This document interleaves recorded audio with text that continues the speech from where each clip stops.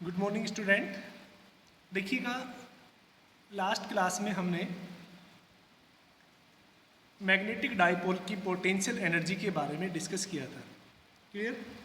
जो आज की क्लास है उसके बारे में हम डिस्कस करें तो आज का जो टॉपिक है magnetic dipole moment, magnetic dipole moment of revolving electron.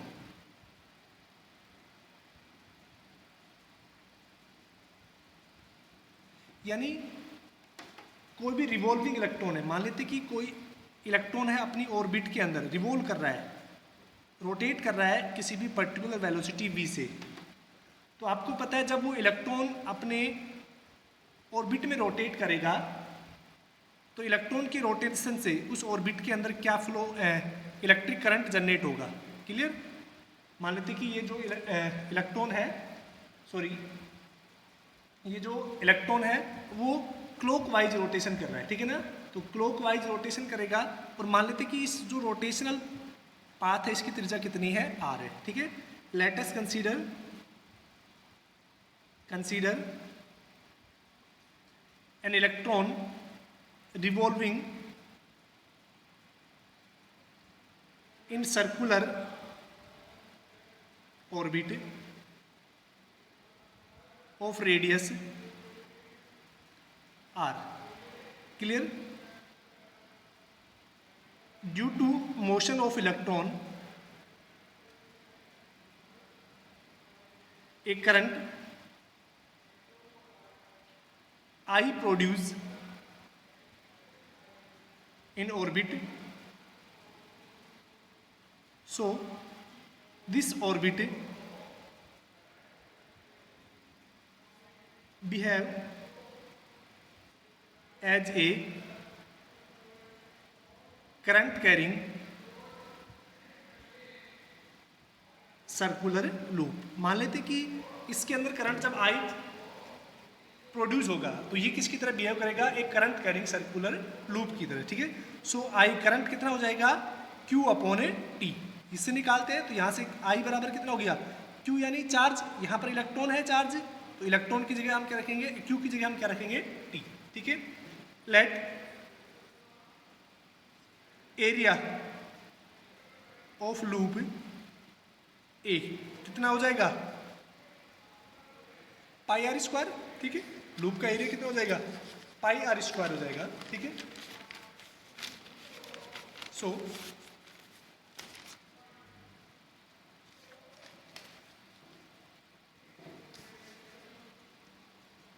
Magnetic dipole moment, magnetic dipole moment यानी म्यू एल से लिखते हैं उसको, ठीक है ना। वो कितना हो जाएगा, एन आई ए। कल हमने डिस्कस किया था, अगर सिंपल मैग्नेटिक डाइपोल मोमेंट है डाइपोल का तो उसको तो हम एम से लिखते हैं, अगर रिवॉल्व का सर्कुलर पाथ का है तो उसको हम किससे लिखेंगे, म्यू एल से, ठीक है।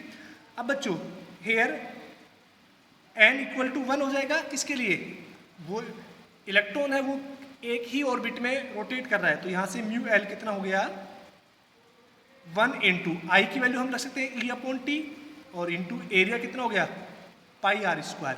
क्लियर? तो यहाँ से म्यू एल कितना हो गया, e upon T pi r square. इसको हमने इक्वेशन फर्स्ट दे दिया। क्लियर? तो यहाँ से क्या हो गया, ये डाइपोल मोमेंट के लिए। अब आपको पता है since T equal to time period क्या होता है, 2 pi are upon we.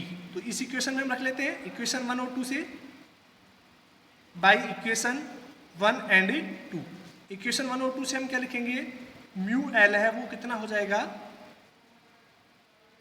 E into pi r square upon 2 pi r into v. Clear? या फिर इसको सोल्व करेंगे, ये कैंसिल हो गया तो यहाँ से कितना हो गया, पाई से पाई कैंसिल हो गया, mu L equal to e v r upon 2, ठीक है। अब देखिएगा बच्चों, एंगुलर मोमेंटम की बात करें ठीक है ना। We know that angular momentum of electron, तो एंगुलर मोमेंटम एल कितना होता है, एम वी आर, आपने पढ़ा है, ठीक है। तो यहां से देखिएगा एल अपॉन एम वो कितना हो जाएगा, v by v into r, ठीक है। तो बच्चों देखिएगा वापस से हम इक्वेशन पे आते हैं कि म्यू एल इक्वल टू कितना हो गया, ई एल अपॉन 2m, यानी वी आर को हमने रख दिया, वी आर की वैल्यू क्या रखा हमने, एल अपॉन एम, ठीक है। तो this is expression for orbital magnetic dipole moment. तो ये क्या होता है, मैग्नेटिक डाइपोल मोमेंट होता है, ठीक है, ऑर्बिटल। अगर वेक्टर फॉर्म में लिखेगा तो वेक्टर फॉर्म कितनी हो जाएगी, mu L equal to minus of e L upon 2m। तो यहां पर नेगेटिव क्यों है, क्योंकि जो म्यू एल है and L are in opposite direction,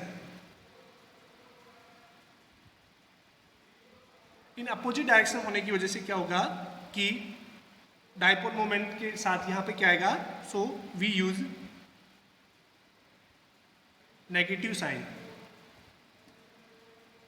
clear.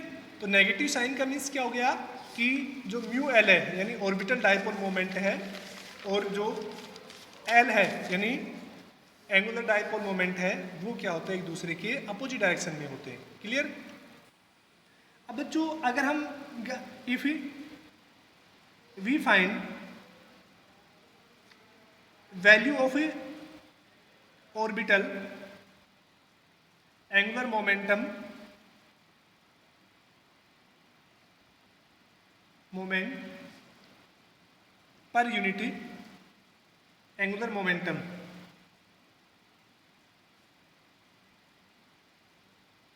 यानी एंगुलर मोमेंट का पर यूनिट एंगुलर मोमेंटम का अगर हम रेशियो निकालें, ठीक है ना, तो वो कैसे होगा, यानी म्यू एल अपॉन एल वो किसके बराबर हो जाएगा, ई अपॉन 2m के। तो यहां से देखिएगा ई का मान कितना होता है 1.6 इंटू 10 की पावर माइनस 19 कूलाम, और आपको पता है मास कितना होता है इलेक्ट्रॉन का 9.1 इंटू 10 की power minus 31 kg, clear.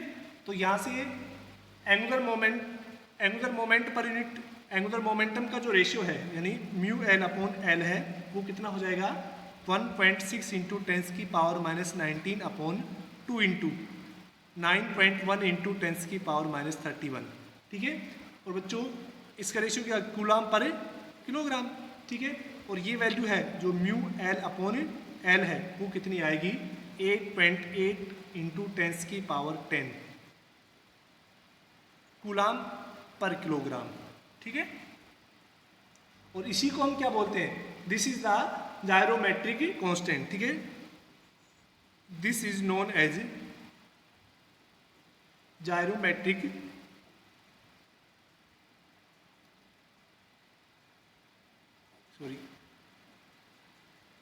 जायरोमैग्नेटिक constant, clear. तो ये वैल्यू आपको याद रखनी है, जायरोमेट्रिक कांस्टेंट की वैल्यू है वो कितनी होती है 8.8 इंटू 10 की पावर 10, क्लियर। देखिए बच्चों नेक्स्ट हम बात करते हैं, नेक्स्ट टॉपिक है मैग्नेटिक फील्ड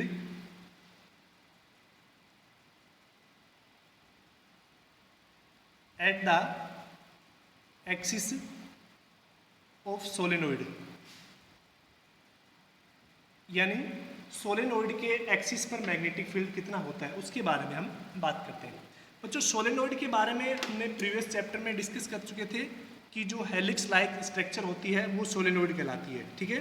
तो मान लेते हैं कि एक सोलेनोइड है आपके पास, ये कोई सोलेनोइड हमने ड्रॉ कर लिया,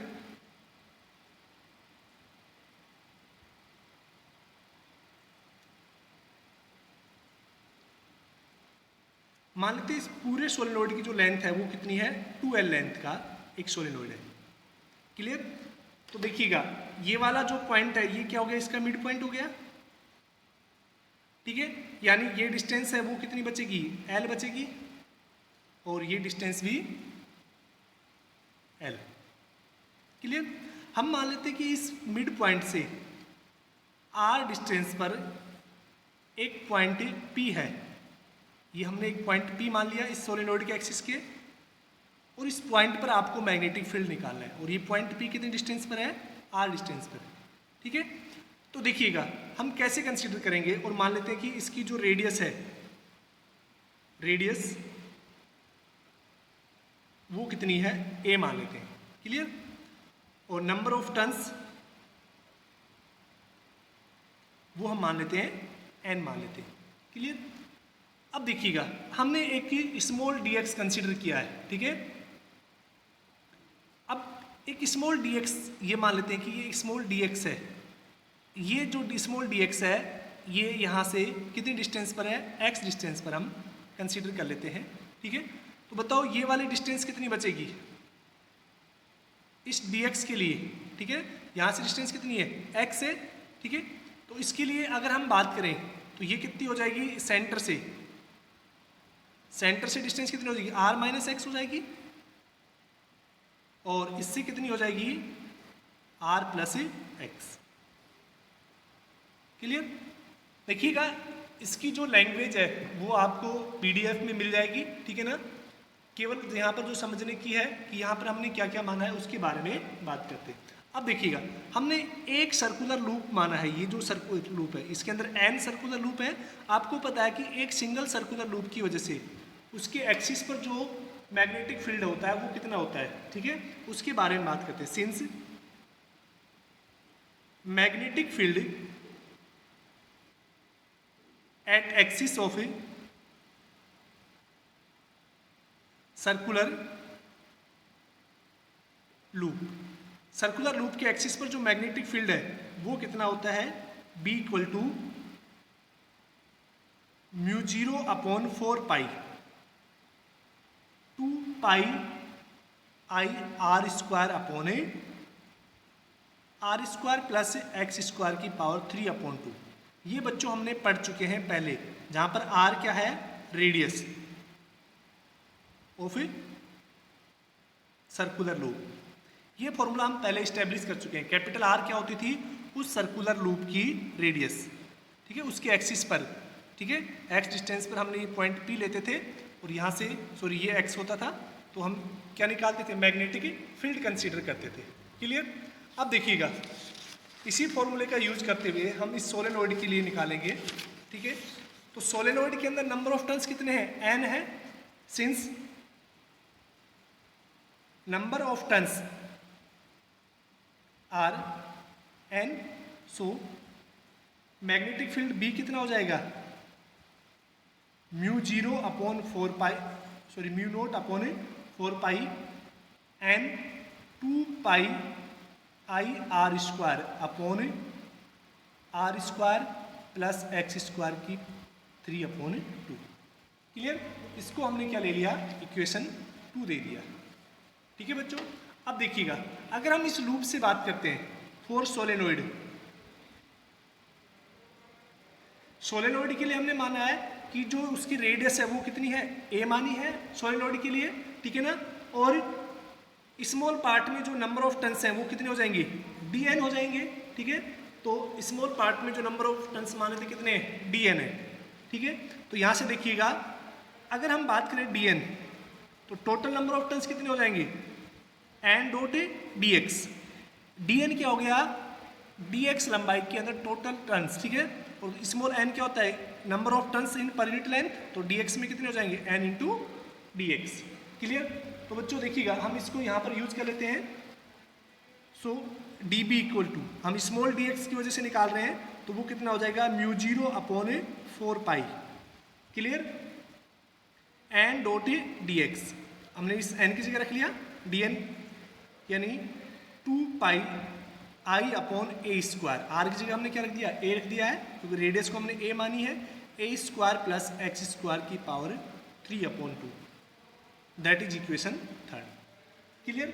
अब देखिएगा अगर जो रेडियस है, सॉरी जो डिस्टेंस है वो रेडियस से बहुत ज़्यादा है, और जो एक्स है, सॉरी आर है, वो भी एक्स से क्या है, बहुत ज़्यादा है। क्लियर? तो उस केस में क्या हो जाएगा, हम इन दोनों को नेगलेक्ट कर सकते हैं। तो उस केस में जो डी बी है वो कितना बचेगा, mu naught upon 4 pi n dot d x 2 pi I a square upon r square की पावर 3/2। ठीक है ना, इनको नेगलेक्ट कर दिया हमने। अब देखिएगा इसको जब सोल्व करेंगे 3/2 को, तो देखिएगा मैं एक टोटल मैग्नेटिक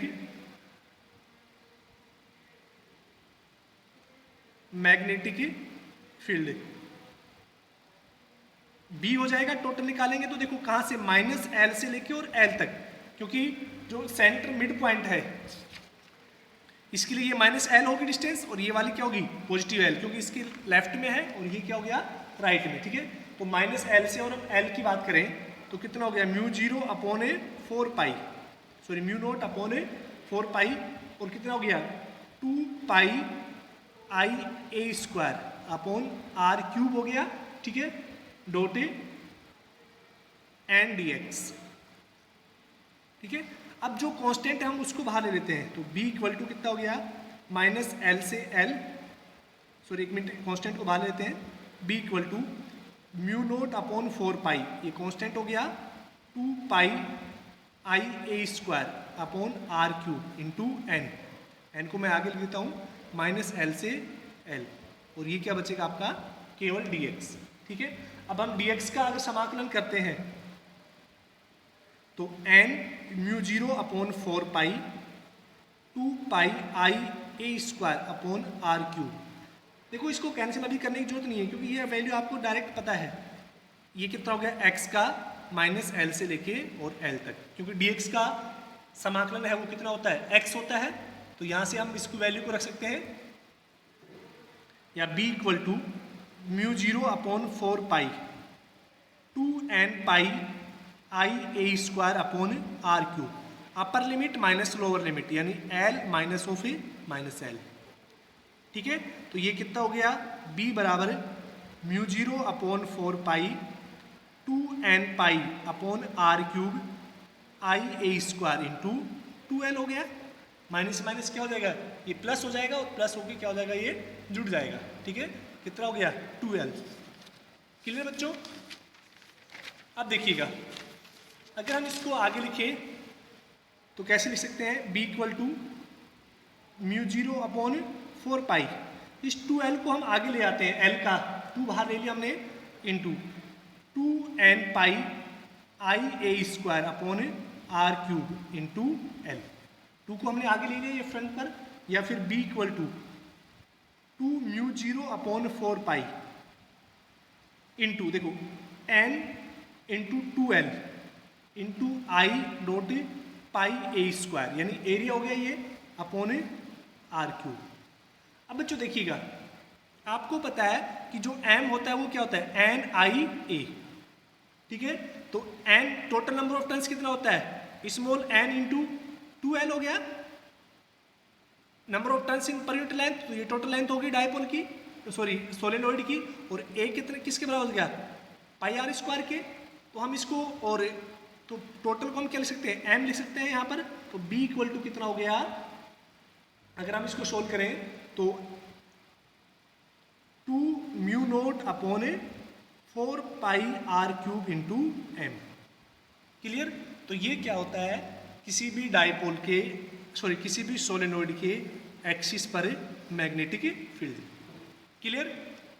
तो बच्चों आज के लिए इतना ही, इसको नोट करना, अगर समझ में नहीं आ रहा तो आप वापस से पूछिए, साथ साथ नोट करते रहना। मैंने PDF प्रोवाइड करा दिया है जिसके अंदर magnetic field on the axis of bar magnet and magnetic field on the equatorial of bar magnetic, ये 2 टॉपिक आपको नहीं पढ़ने हैं, बाकी आपको पूरा same as it is note करना है। आज के लिए इतना ही, थैंक यू। देखिए कुछ बच्चों को मैंने पर्सनली कॉल करके पूछा है, तो उन बच्चों ने अभी तक PDF है वो तैयार नहीं की है, ना तो उन्होंने अपनी नोटबुक में रिटर्न किया है और ना ही वो लगातार वीडियो देख रहे हैं। तो उनसे मैं ये कहना चाहता हूँ कि अभी तक अगर आपने चैप्टर नहीं किए हैं तो चैप्टर वाइज में PDF प्रोवाइड करा देंगे, आप उनका प्रिंट आउट निकलवा सकते हैं, ठीक है। क्योंकि अब तुम्हारे पास टाइम नहीं है उनको नोट करने के लिए, तो आप प्रिंट आउट निकाल के और उनकी स्टडी करें। आप रिटर्न करने में अपना टाइम वेस्ट ना करें। आज के लिए इतना ही, थैंक यू।